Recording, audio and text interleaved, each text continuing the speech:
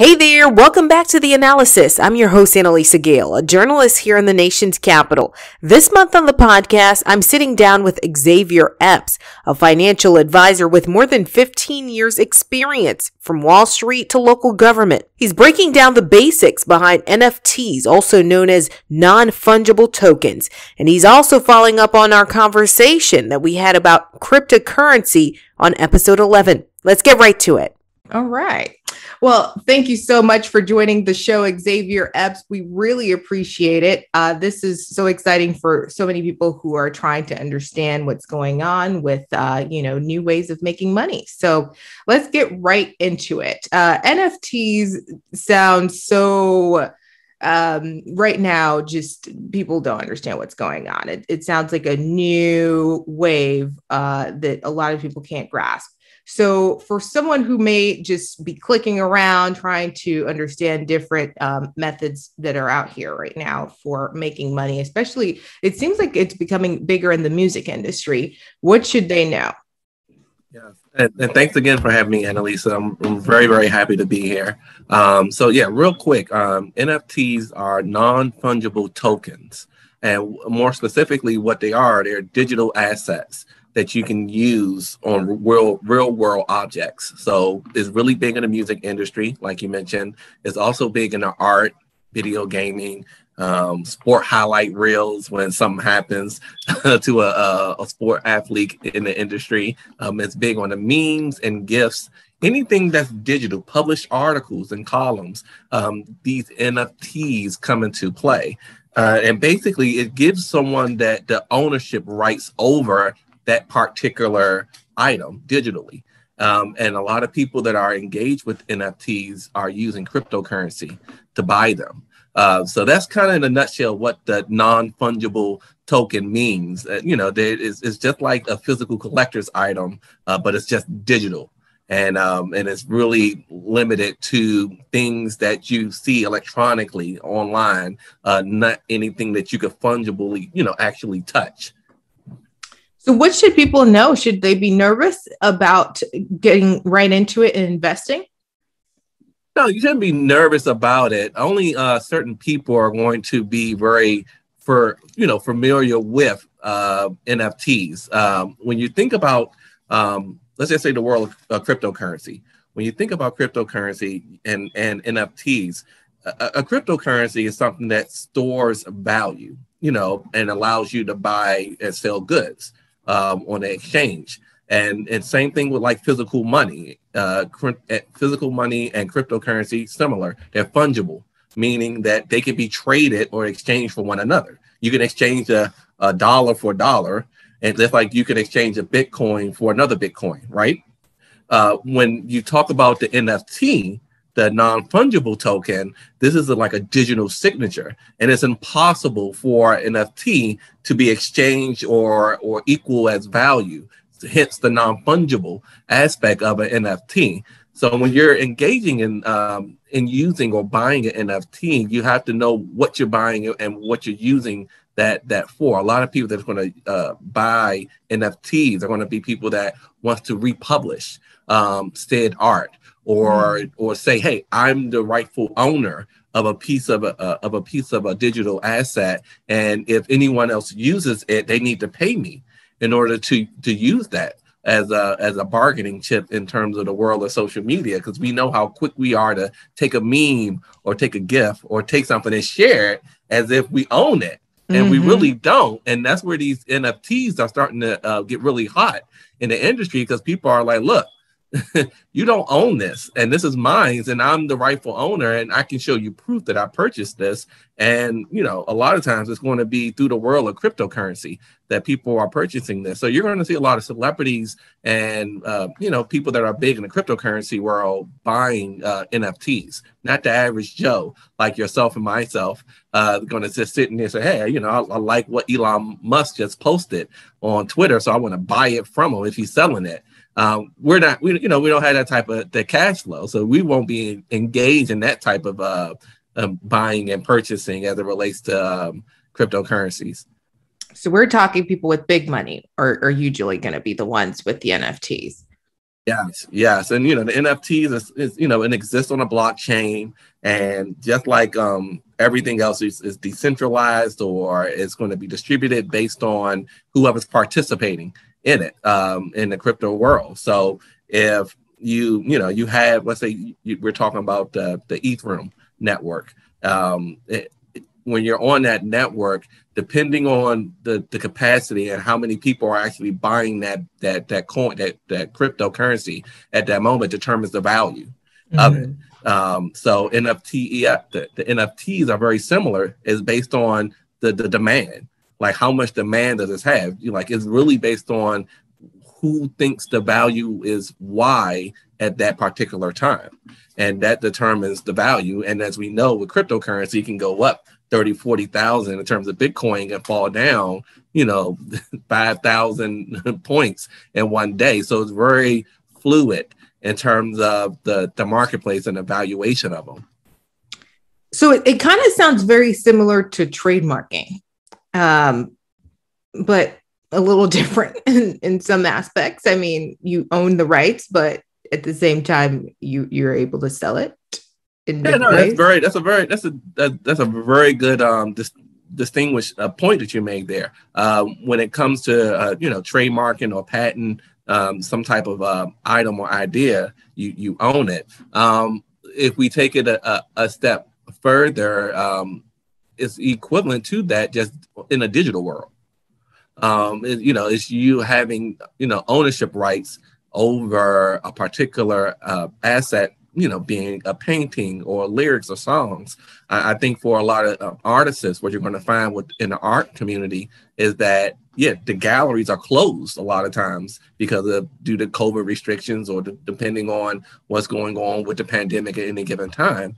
Their way of living is to be in a gallery as an artist. And if they're unable to be in that gallery, this is going to become another alternative for them to sell their art. So, they're not actually having to physically sell the art. They can digitize it and then sell it as an NFT in the cryptocurrency world, which could be more valuable than the world that they are normally used to with art galleries.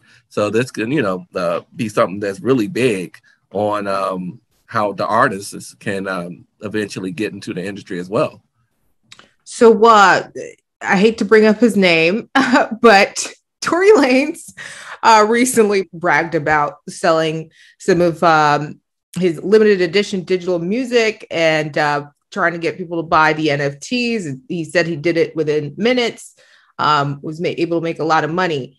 How were those regular Joes that were able to buy into this, or was this? Do you know what kind of people actually invested? I'm sure whoever was able to buy Tory Lanez's royalties, or the art or the digital music that he was selling or distributing, had some form of level of capital in the crypto space. You got to remember, these NFTs can only be purchased with cryptocurrency, so you can't purchase it with cash. So I'm sure whoever purchased what they purchased from them, they used cryptocurrency to do it. And with an artist like Tory Lanez, they can sit there and embedded in an actual non-fungible token can be the royalties. And so they'll receive a percentage of those sales whenever the art is sold to a new owner. So that's that attractive feature that all artists are going to start looking at and say, oh, wow, I can make money off of making a piece of music, and I don't have to go the traditional route of, being in a studio and putting in that time and going through the producers and going through management and this person getting that cut, this person getting that cut. I can basically go on Instagram or go on TikTok or go live on any of these streams, start singing and sell it. And make royalties off of it. So whatever Tory Lanez felt the value of that piece of music or that media that he created socially, electronically, was worth is what someone paid. I think it will be very interesting if we get into a economy that artists and musicians are showing what the value of it is. Because as soon as you show what the value it is, your manager is going to be in the background like, oh, if you think it's worth that, then we got some contract renegotiations to talk about. So I think a lot of this stuff is going to be on the hush hush in terms of the valuation of it in certain industries. But yeah, no, I could definitely see someone being in the crypto currency world saying, hey, I bought a piece of music exclusively from Tory Lanez, and I'm the owner of it now, so I get royalties off of that piece of music that every time it's played anywhere. And if it blows up, then they blow up, the owner. So it's a lot that could be at stake here in terms of investing. Do you think it's a wise investment from your financial advisor standpoint? So from my standpoint, it's not necessarily if it's a wise investment. It's more if it's what's the frequency of it, meaning how we're not even the frequency. Let's say, in the stock market, my days in Wall Street, I would talk about you either got a rich stock or a poor stock. And it doesn't mean that a poor stock is bad. A poor stock means it's affordable to the masses, whereas a rich stock, i.e., let's just say Tesla stock, that's the rich stock, and it's not affordable to a lot of the masses. So you have this investing community ready to invest, but you're going to have more people go after the poor stock than you have going after the rich stock. This is the same thing with the NFTs. When people are buying the ownership of this digital piece of an asset, is it rich? Is it a rich investment, or is it a poor investment, or is it a moderate or economic investment for people that across the masses can leverage? So it's all dependent on whoever's selling it and what they think the value of it is. If Tory Lanez put something out there and say, look, it's worth $30,000, and someone like, yeah, a minute of your song is not worth $30,000, but I'll give you 15, and he sold it for 15, well, it's worth 15,000 now.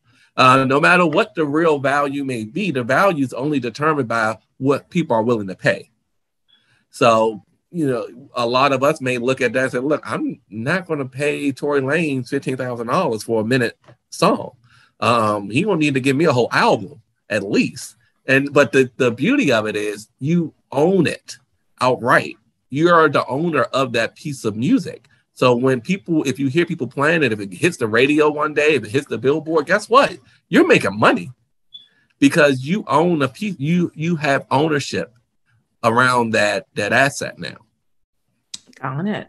And actually looked up some of the steps that people are taking to buy these NFTs. There's a lot to it. I mean, you have to get a Coinbase account, like you said, the cryptocurrency.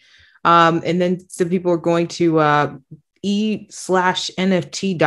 Like I haven't tried any of this, so I'm not sponsoring this. This is not sponsored at all. Yeah, we're not sponsoring at all. Yeah, this is all just steps that are listed on Laptop Mag, which is a tech blog.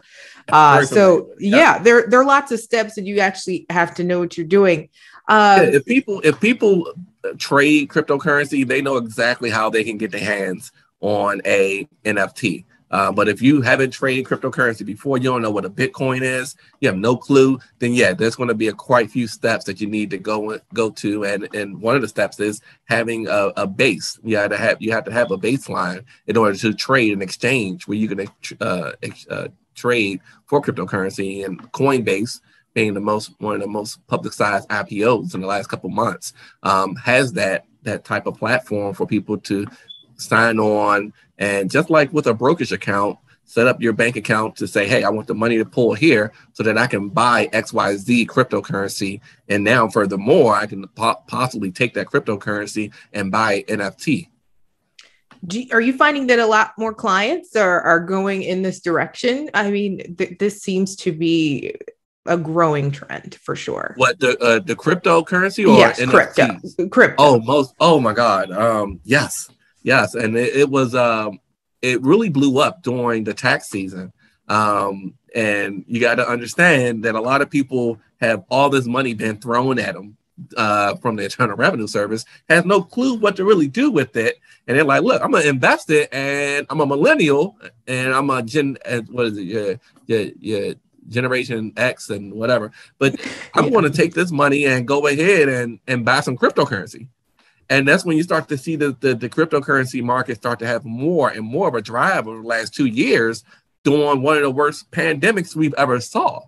And that's all because of all of this money sitting on the sideline and people that are young not really wanting to get into the old game of stocks, but rather do cryptocurrency because they can do so much more with that. People like to be able to buy something and invest it and it have value, and also take that and buy something tangible. That's the uniqueness of cryptocurrency, is the ability to buy a Bitcoin and it goes up in value. And then you can turn around and take that Bitcoin and buy a car. You can't do that with stocks. Once you invest it, it's done.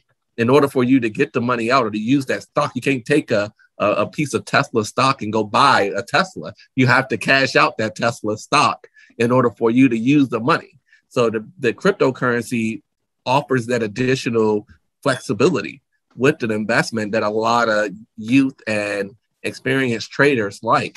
So I saw an abundance of clients using cryptocurrency in the last year or so. I mean, I have clients that are doing multi-million-dollar transactions with cryptocurrency because it's just blown up. And it's not that they invested, $15,000, $25,000. They literally invested a couple $1,000s over the last 5 or 6 years, and it's blown up to, hundreds of thousands of dollars. So it's been a very interesting market to see, but I always have to put my financial advisor hat on and be very conservative and say, look, out of your portfolio of stocks, bonds, mutual funds, ETFs, your IRAs, your retirement, out of all your portfolios, your different buckets, your 13 different asset classes, you can let cryptocurrency be one of them. I'm around 10% of your portfolio. I think anything more than 10% of cryptocurrency, it may present itself to be risky. I don't recommend cryptocurrency to those that are nearing retirement because it's so, it's a variable type of asset. You don't want to be 59 and a half retiring and, you got 25% or whatever percent in cryptocurrency, and cryptocurrency market blows up and now you're out. And there's nothing governing the cryptocurrency market. It's not like an FDIC bank or the stock market with the Security Exchange Commission. Nothing governing those investments. So you have to be safe.